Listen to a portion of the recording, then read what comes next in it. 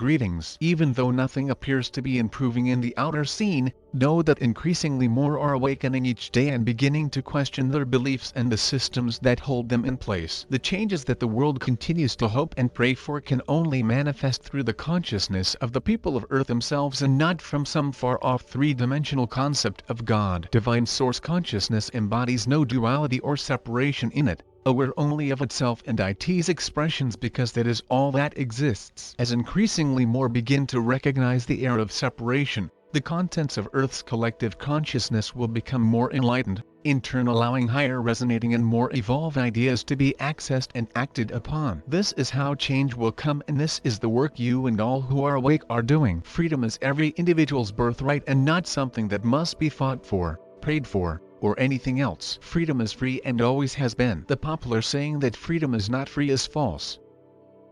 However, like the many divine qualities that remain dormant in the majority, true freedom can only manifest from a consciousness that realizes oneness with Source makes it impossible not to be free. As your personal evolutionary journey draws you more deeply into an understanding of your true selfhood, you discover, as many already have, that you become increasingly aware of and free from many things that up to now have held you in some form of physical, emotional, mental, or spiritual bondage without your even being aware of it. Can God be bound by man-made rules and beliefs? Could God ever be kept in bondage? Is God subject to the whims and desires, rules and regulations of human minds? A lack of freedom remains very apparent throughout the world because the majority has not yet attained a consciousness of freedom and believe that they are only powerless human beings. The people of Earth will continue witness a lack of freedom on Earth as long as there remains even one who believes in separation and duality. This is because there is only one consciousness individualized as the many.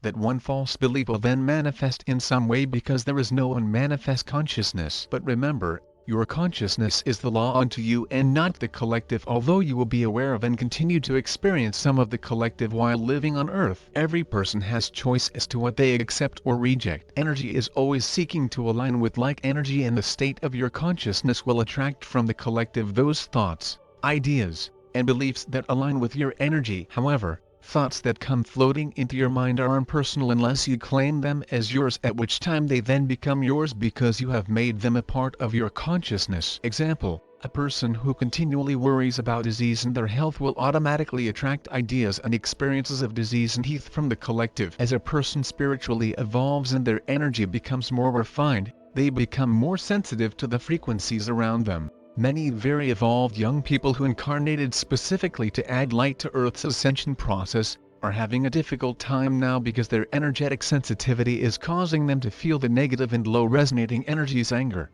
depression, frustration, low self-worth, etc. so apparent on Earth at this time. Because they don't remember who they are or why they came, they believe these feelings, emotions, etc. to be theirs personally rather than being external to them. If you have a young person suffering from this, explain to them what is going on, that their sensitivity is allowing them to feel collective energies that are not theirs. Many are beginning to actively protest for personal freedom because so many have integrated the higher frequencies that have been pouring to Earth for some time. Increasingly more are becoming aware of how freedoms on Earth have been manipulated. Those who do not yet understand that freedom is already fully present within them by virtue of their oneness with God, will seek it through actions and outer activities that align with their present state of consciousness. You will be seeing increasingly more of this.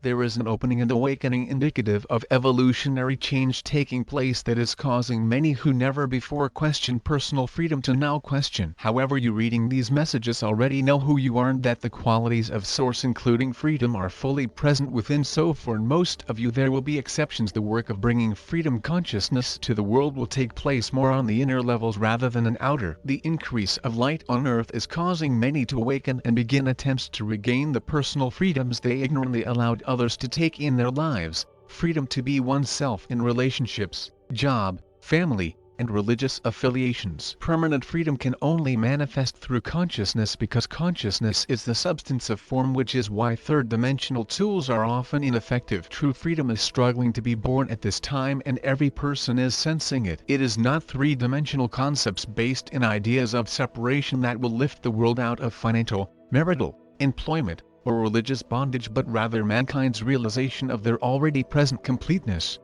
However, There remain those in the world who use media as well as other forms of communication to keep the majority from realizing innate freedom, because once a person or group realizes true freedom, they are no longer controllable. No one actually accepts that you are already free, dear ones, by virtue of freedom being a divine birthright available to all. Attaining the consciousness of it begins with knowledge, the understanding that you are already free by virtue of your oneness with Source. Follow this by practicing bringing to mind this truth in every situation that arises personally or globally. Acknowledge that freedom is a divine law even though the world in general is not experiencing it fully at this time. Gradually a sense of freedom will begin to grow within you in spite of what may be taking place in the outer scene. This will bring with it new feelings of empowerment that begin to dissolve old feelings of victimhood, allowing you to easily say, "Thank you for your opinion, but I am going to do this." Attaining a consciousness of personal freedom often brings about anger and resistance from those who do not want change and in some cases expect a person to continue doing what they tell them to do as before. Resistance will come from family, religious or social groups, husband, wife, friends, etc. But as long as decisions for personal freedom flow on streams of love rather than those of anger, resentment, revenge, etc., innate freedom will begin to grow and blossom. Always say, do, and take actions from a place of love even with those who may be angry, demanding, or resentful of the changes you are making for yourself. This never means surrendering to another's unwanted desires and choices for you, but rather means that you firmly and in ways the other person can understand, state your truth from a consciousness aware of the other person's divine nature. There will be times when you must simply play the game a bit, and there is no harm in this, because what is important is what takes place in your consciousness. Always trust your intuition to guide you. Once an individual chooses to open themselves to seeking spiritual truth, they are guided in new directions, some of which are not always pleasant. Know that the difficult experiences manifest on all levels for every person once a choice to spiritually evolve has been made. These experiences are not accidental or a sign of spiritual regression, but rather come through an individual's higher self, the real self, who knows what lessons the person is prepared for, needs, and is ready to learn. Individuals frequently choose to incarnate into situations that will reactivate an old energy they may have been actively carrying and suffering with through lifetimes, but are now spiritually prepared to clear. For example, a person who has carried and suffered from sexual abuse lifetime after lifetime will be allowed, if spiritually ready, to incarnate into a situation of active sexual abuse in order to personally activate these deeply buried energies, move beyond, clear them, and evolve into a state of consciousness that no longer allows, carries, accepts, or can ever again experience sexual abuse. These dear ones often then become counselors, helping others do the same. Human minds can only judge by appearances, but remember, nothing is as it appears, for everything in the third dimension is a material interpretation of a spiritual reality. Spiritual reality underlies all appearances, or there would be no outer manifestation. Trust the process and allow yourselves to let go of the three-dimensional shoulds and should nots you may still hold in consciousness. Be who you are. In the freedom of divine reality, we are the Arcturian group.